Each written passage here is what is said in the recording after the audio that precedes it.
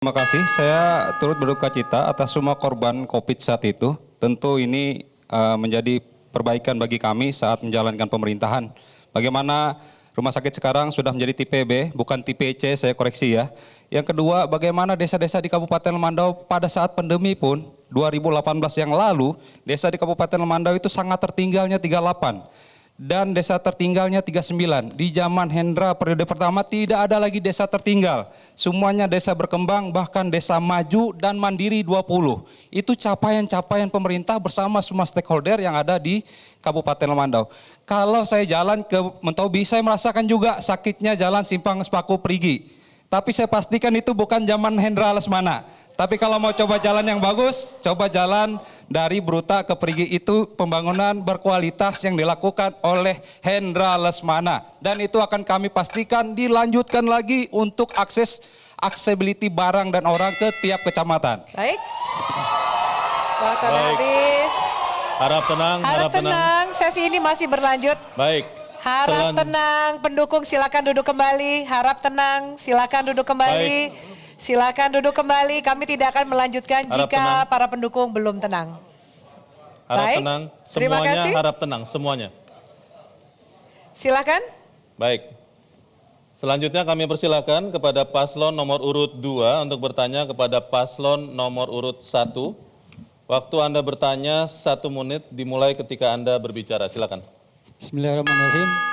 Sekarang ini masyarakat Kabupaten Lemandau untuk menaikkan perekonomian, banyak yang membuka lahan di areal HP atau hutan lindung.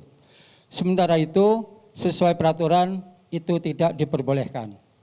Bagaimana sikap Bapak terhadap masalah ini? Terima kasih. Itu saja, Pak. Cukup.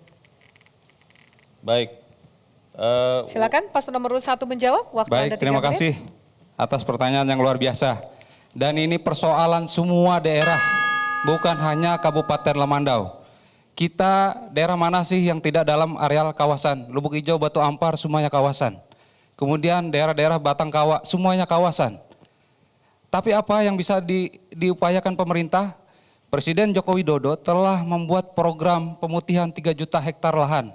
Artinya pemerintah pusat pun memberikan 1 daur untuk semua masyarakat yang sudah terlanjur menanam di kawasan itu untuk membenahi setelah itu.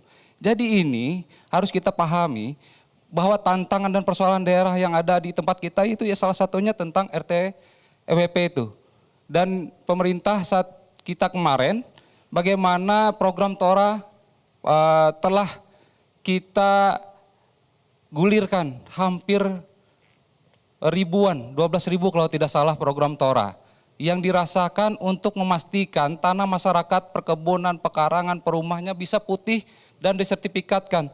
Ini memberikan kepastian jaminan agraria kepada masyarakat kita terhadap aset-aset mereka.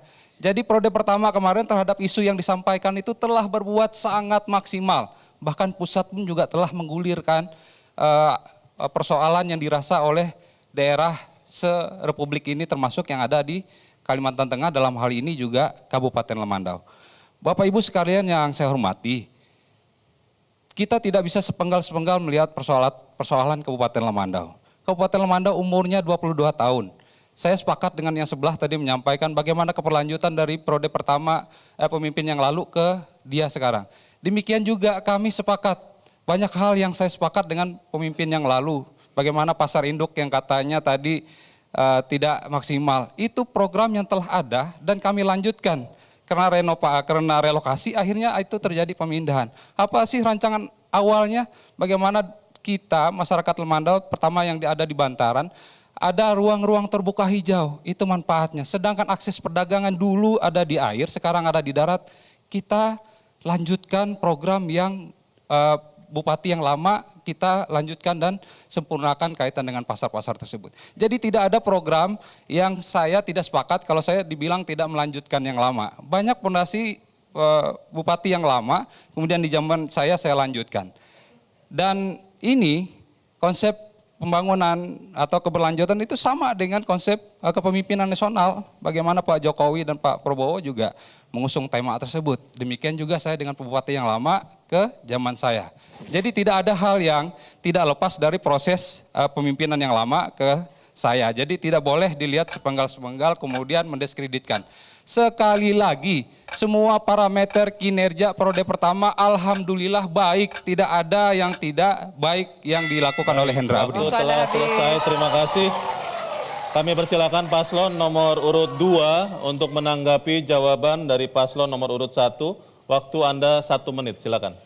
Karena disinggung masalah pasar, saya akan juga bahas masalah pasar. Yang mana kita ketahui bersama bagaimana pasar lama itu dibangun dengan uang rakyat, bukan uang pribadi. Dan hari ini pedagang-pedagang di situ merasa kesusahan.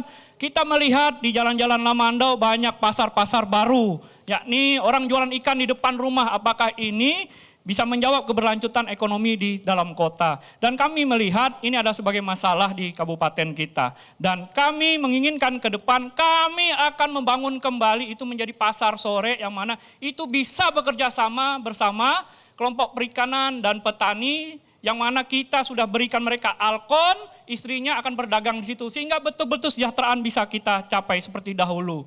Terima kasih dan saya menginginkan bagaimana seluruh petani, seluruh nelayan-nelayan sungai ini bisa diberdayakan dan bisa diberi bantuan.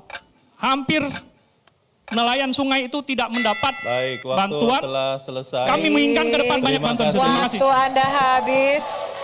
Terima kasih banyak, kita beri aplaus yang meriah untuk kedua pasangan calon.